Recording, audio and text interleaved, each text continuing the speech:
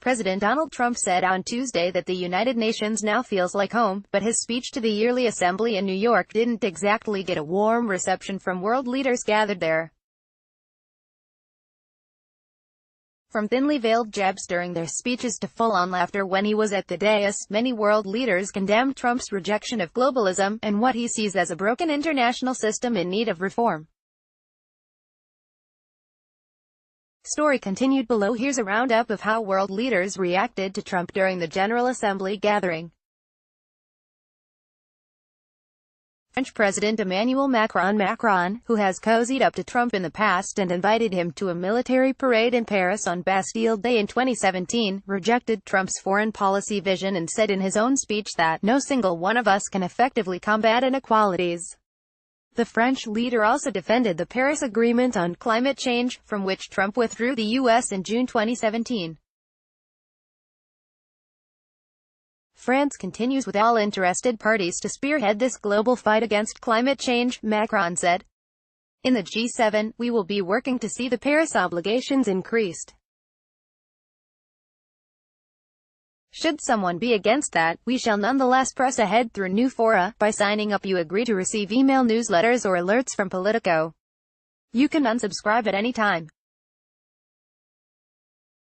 Mexican President Enrique Peña Nieto and Ecuadorian President Lenín Moreno Peña Nieto, in his last appearance at the UN before handing over the presidential mantle to Andrés Manuel López Obrador, defended multilateralism as the best way to defend the sovereignty and dignity of each state.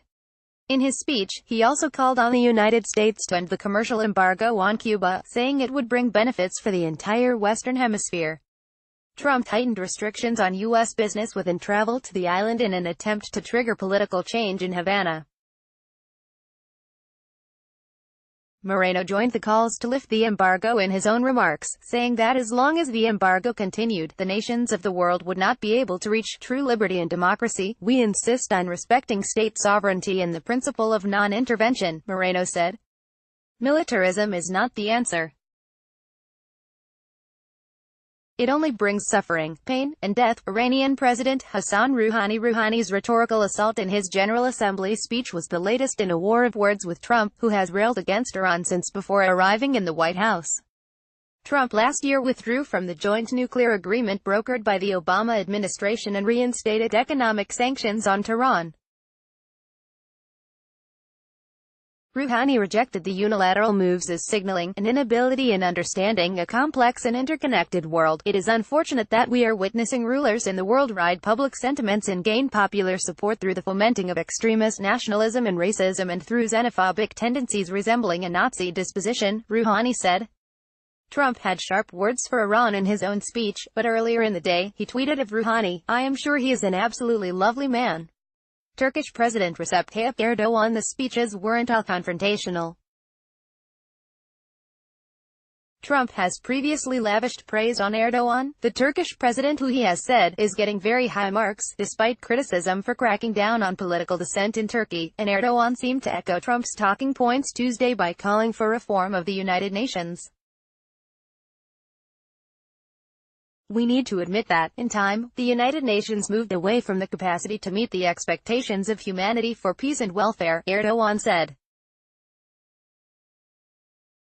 We expect more abundant and flexible support to Turkey, which has prevented a large refugee influx from Syria to spill over elsewhere in the world. But he wasn't entirely on Trump's side. Erdogan said, those who remain silent in the face of repression against the Palestinians only emboldened their oppressors, seemingly a criticism of Trump's strident support for Israel. Assembled world leaders. Perhaps the most obvious sign of the incompatibility between Trump and the United Nations came during the U.S. president's own speech, when he drew laughter from the audience after boasting of his administration's success.